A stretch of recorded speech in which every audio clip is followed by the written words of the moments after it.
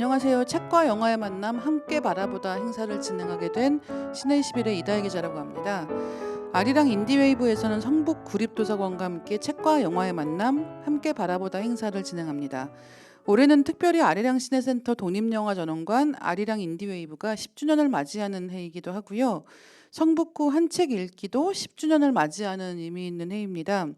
책과 영화의 만남 10 곱하기 10 함께 바라보다.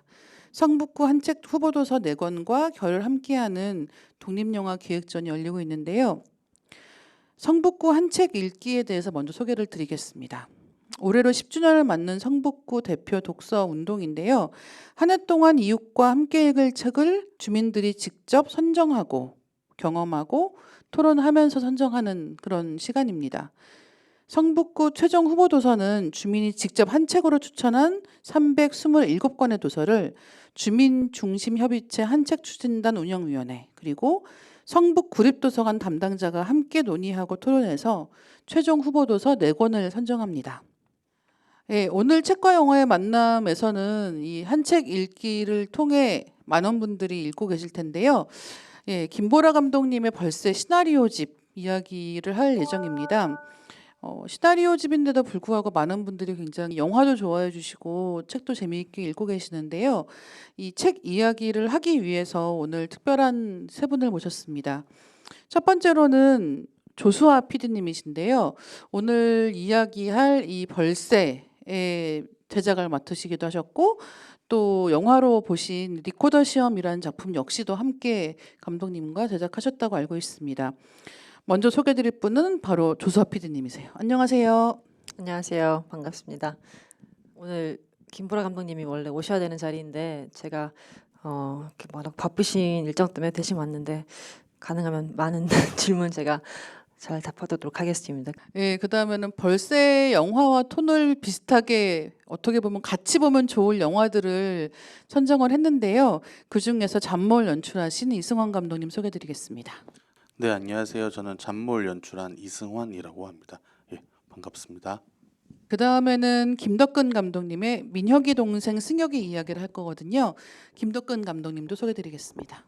네, 안녕하세요. 저는 민혁이 동생 승혁이를 만든 김덕근이라고 합니다. 네, 감사합니다.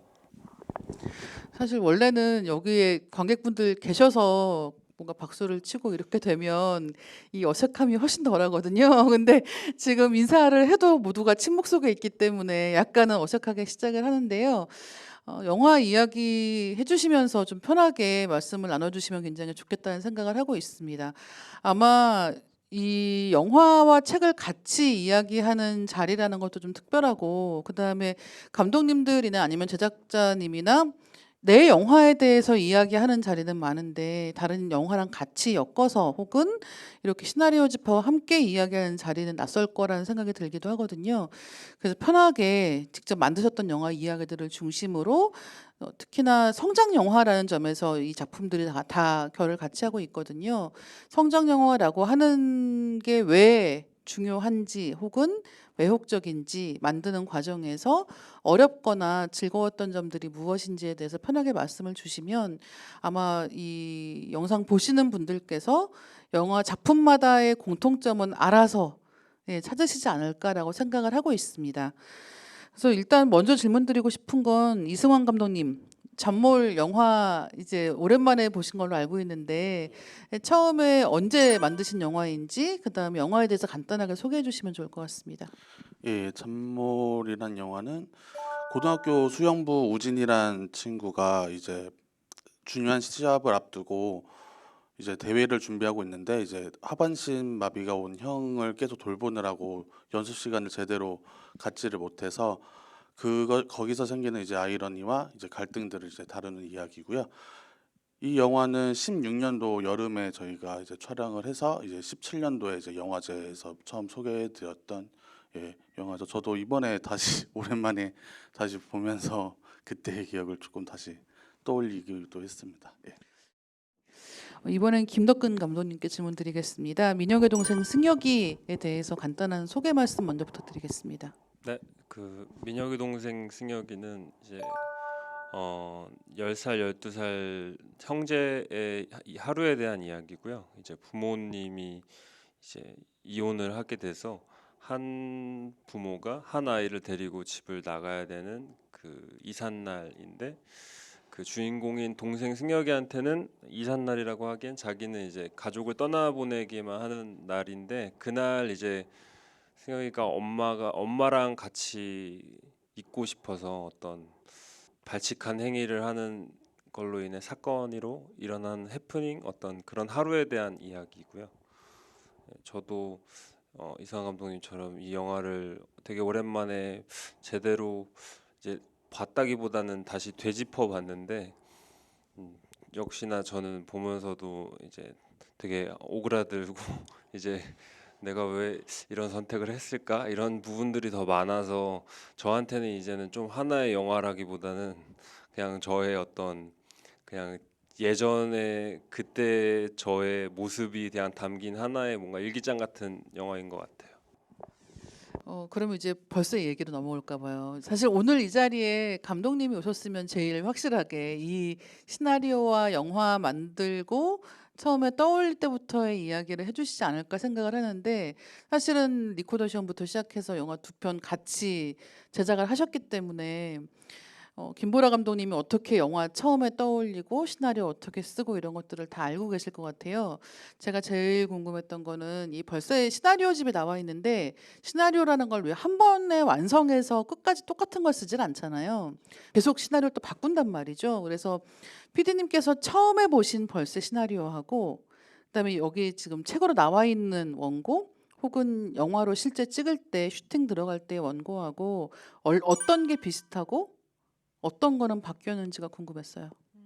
저도 벌새의 트리트먼트를 처음 받아봤던 게 아마 2012년인가 그랬던 것 같아요. 그러니까 굉장히 오래전인데, 그래서 사실 기억이 안 나는 부분도 많이 있어요. 워낙 그게 변화가 많이 있었고 들어갔다가 또 나왔다가 들어갔던 그런 장면들도 많아가지고, 그리고 저도 편집을 같이 했기 때문에 또 편집 과정에서도 어떻게 보면 영화를 다시 쓰는 그런 과정이기 때문에 참 많은 변화가 있었죠. 근데 가장 기억에 남는 거는 영지 선생님이라는 그 캐릭터의 배경, 좀 그런 히스토리가 조금 더 많았던 그런 버전이 있었어요. 예. 지금 보면은 좀 가족들과 또 주변에, 그러니까 친구, 뭐 남자친구 굉장히 비율이 좀 비슷비슷하게 나눠져 있는데, 그때는 굉장히 확실하게 이거는 정말 영 선생님에 관한 이야기다라는 그런 느낌을 받았는데, 결국에는 제 생각에는 감독님께서는 하고 싶었던 말씀은 이 영화를 통해서 좀 더 많은 관계들을 통해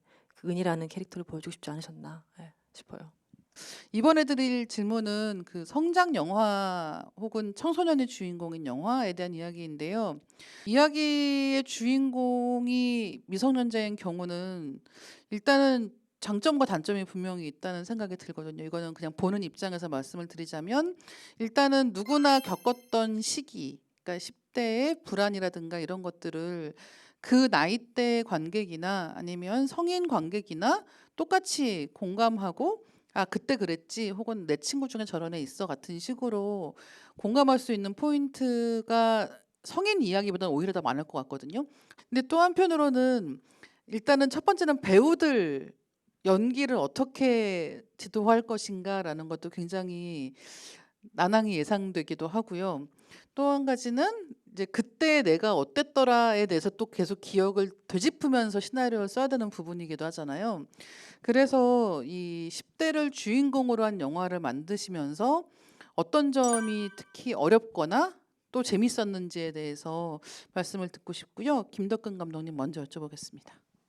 정확히 그 비교의 차이는 모르겠는데, 이제 가장 큰 거는 뭐 캐스팅 그런 것도 있지만, 시나리오 단계에서는 제 어릴 적 기억에 의존할 수밖에 없는데, 제 어릴 적 감정, 사실 그런 것들에 의존할 수밖에 없는데, 시나리오 단계에서도 제가 이 나이 땐 이랬는데 이렇게 말을 하면 이제 많은 피드백에서 요새는 그렇지 않아, 뭐 요새는 얼마나 애들이 발칙한데 막 이러면서, 저가 생각하는 그 제 나이 때 제 어릴 때 그 친구들이나 저의 모습과 달리 요새가 계속 다르다는 거에 대해서 약간은 내가 거짓말을 하고 있나? 약간 내가 이 이야기를 하려고 조금 뭐 너무 허구의 세계를 만들고 있는 건가라는 그런 부담감이 이제 가장 컸던 것 같아요. 그래서 성장 영화를 하면서도 청소년 때 청소년 영화를 만든 게 아닌 이상 그 시대 청소년들 성장을 다루려면은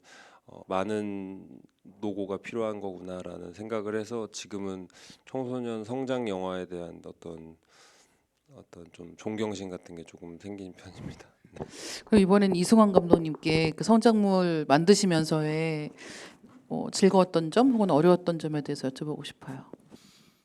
그저 성장물을 만드는 게 뭐 즐겁다라고 얘기하기는 힘들 것 같고, 근데 어쩔 수 없이 저의 기억이나 저희가 과거에 생각했던 것들을 좀 많이 담으려고 노력을 했던 부분들이 있어서 아무래도 지금 우리 나이대에서 생각하는 어떤 사고나 이런 가치관보다는 어떻게 보면 그들은 조금 작은 세계관을 가지고 있지만, 근데 그 세계관은 그들한테 너무나도 절실하고 너무나도 그 최대치를 가지고 있기 때문에 오히려 더 날것의 감정과 날것으로 자기가 그 세계관에 대해서 같이 맞서고 해결했던 그런 시기였던 것 같아요. 어떻게 보면 그 이후에는 뭐 알 거 다 알고 나서는 어떻게 보면 되게 시시해질 수도 있는 것들도 그때 당시는 그 누구보다도 더 열정적이고 적극적으로 살아왔던 시기인 것 같은데, 그러다 보니까 오히려 저는 더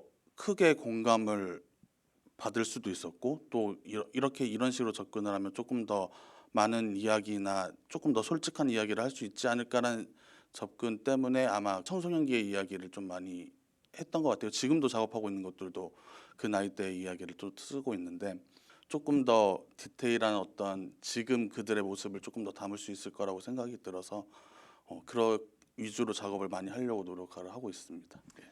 이번에는 조사 PD님께 여쭤볼게요. 10대를 주인공으로 하는 이야기에서 특히나 이 시대 배경이 현대가 아니잖아요. 그러니까 여긴 약간은 더 이 두 감독님보다는 장점이 있었을 것 같아요. 그러니까 내가 어렸을 때 이야기 쪽에 좀 더 가깝게 감독님이나 PD님이 접근하실 수 있었을 것 같고, 그러니까 굳이 요즘 스타일과 맞추려고 갈등하시는 건 훨씬 적었을 거라는 생각이 드는 동시에 94년도에 어땠는지 사실 어렴풋한 기억밖에 없거든요. 그럼 구체적으로 뭐 물건부터 시작해서 그 아이들이 활동하는 활동 반경부터 해서 그 디테일을 만드시는 게 사실 굉장히 어려웠을 것 같거든요. 미술팀부터 시작해서. 네, 그쵸. 그게 굉장히 오랜 시간 동안 준비를 하셨고 또 예산이 적은 만큼 시간이 오래 걸렸죠. 그리고 정말 그건 감독님께서 조사를 진짜 오랫동안 하셨어요. 몇 년 동안 이렇게 정말 본인 가족 사진부터 시작해서 잡지며 모든 그런 자료들을 모아 오셨고 그런 것들을 레퍼런스로 삼아서 미술팀과 연출팀이 정말 발로 뛰면서 구한 물건들이 진짜 많아요. 소품들도 미술 감독님께서 직접 가지고 오신 물건들도 있고, 그런 은희의 베네톤 가방 같은 경우도 굉장히 힘들게 구한 거고, 그게 정말 예산이 많으면은 뭐 그렇게 힘들지 않았겠죠. 그러니까 그게 결국에는 예산이 적은 만큼 많은 분들이 오랫동안 고생을 해서 만든 세계였죠. 예.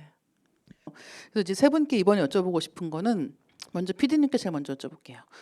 배우들 캐스팅 처음에 어떤 식으로 이루어졌는지 기억하시는지 그 캐스팅 이야기 듣고 싶습니다. 다른 두 분께도 캐스팅 이야기 같이 여쭤볼게요. 캐스팅은 어쨌든 가장 중요한 은희 파트 같은 경우는 몇 년 동안 캐스팅을 했고요. 그렇기 때문에 감독님이 진짜 그 나이 또래 여배우들은 거의 다 보셨다고 보면 될 것 같아요. 근데 캐스팅에 정말 많은 에너지를 쓰셨죠, 감독님께서는. 네. 저 전무했던 그 우진이 역할을 했던 양질이라는 배우가 있는데요. 고등학생 역할이긴 한데 실제 나이는 이제 저랑 동갑이었어요. 그때 나이로는 이제 26 정도 됐던 거여서 그렇게 나이가 많나요? 26이요? 예, 오히려 전 동갑이고 해가지고 더 어떤 소통하기엔 편했는데, 이제 어떻게 보면 더 어려웠던 건 이제 고등학생을 해야 되는 거라서 그런 부분에서. 근데 그 친구가 굉장히 이제 그 털이 빨리 자라는 하루 만에 이제 여기 면도를 하나 하면 여기 이렇게 나오는 친구더라고요. 겉보기에는 되게 동안이고 고등학생 역할도 충분히 소화할 수 있는데 이런 그건 어쩔 수 없는 거라서 정말 그래도 다 동갑 친구들이랑 작업을 할 수 있어가지고 오히려 소통하는 데 있어서는 좀 더 수월했던 부분들도 있었고요. 예, 이번엔 김덕근 감독님. 저는 일단은 10살 변성기가 오기 전에 초등학교 고학년의 남자아이 둘을 캐스팅해야 된다 했을 때 아무데 뭐 나오지 않더라도 그냥 내가 찾을 수밖에 없구나 이 나이 때 캐스팅을 하려면. 그래서 연기학원을 안 다니거나 아니면은 다녀도 얼마 안 된 친구들, 그래서 그냥 자기 목소리로 원래 대화할 때 톤으로 그 대사를 읽길래 그런 것들 여러 가지 조금 복합적으로 저한테 이제 느낌이 와서 친구들이랑 하기로 한 것 같아요. 네. 이번에 여쭤볼 거는 영화에서 되게 중요한 것 중에 하나가 배우 캐스팅도 있지만 장소 캐스팅도 있잖아요. 사실 마음에 맞는 장소에서 무조건 찍을 수 있는 것도 아니고 여러 가지 요건이 다 맞아야 되잖아요. 그래서 세 분께 그 장소 이야기를 듣고 싶고요. 먼저 피디님께 여쭤볼게요. 벌새 같은 경우는 아파트라든가 이런 공간들도 그쵸. 예. 그것도 정말 제작팀에서 발로 뛰어서 다 구한 장소들이라서 그냥 많은 곳들에 가서 문을 두드리고 물어봐야 됐었어요. 예. 근데 정말 운이 좋게 벌새 같은 경우는 아파트도 그렇고 그러니까 감독님이 되게 오랜 시간 동안 본인이 직접 돌아다니시면서 찾은 공간들도 있고 아파트나 정말 그 강남의 대치동 그 동네는 너무 운이 좋게 정말 제작부에서 많은 장소들을 다 찾아오셨어요. 예. 근데 시간이 정말 많이 걸렸죠. 예, 몇 달 동안. 이렇게 쉽게 되지 않잖아요. 사실은 절대, 지금 간단하게 말씀하고 절대 계시지만 아니에요. 예, 이게 이 장소 섭외해서 그 일정에 맞춰 놓는 게 네. 제작부에선 제일 고통스러운 과정으로 알고 있거든요. 그쵸. 예. 진짜 그냥 주말마다 저희가 시간 날 때마다 그냥 약간 소풍 가듯이 같이 학교 구경 가고 아파트는 좀 구한 거는 약간 기적처럼 찾았던 것 같아요. 예. 쉽지 않죠, 진짜. 이승환 감독님은 어떠셨나요? 전물 같은 경우에는 아무래도 그 수영장이 섭외하기가 어려웠죠. 어려웠는데 여튼 잘 구했어요. 우리 PD가 잘 구했는데 여튼 저희한테 주어진 시간은 24시간이고 더 이상은 예산이나 24시간밖에 안 되는 거예요. 예산이나 뭐 이런 여러 가지 사건 상황상 더 이상 촬영할 수 없으니까 24시간 안에 있는 모든 이제 수영씬과 그 수영장에서 나오는 씬들을 이제 다 해결을 해야 되는 상황이 되다 보니까 그 최종적으로 그날 동원된 인원수만 단편인데도 거의 60명 넘게가 동원이 되고 뭐 이 정도로 해서 그날 좀 배우들도 많이 고생을 했죠.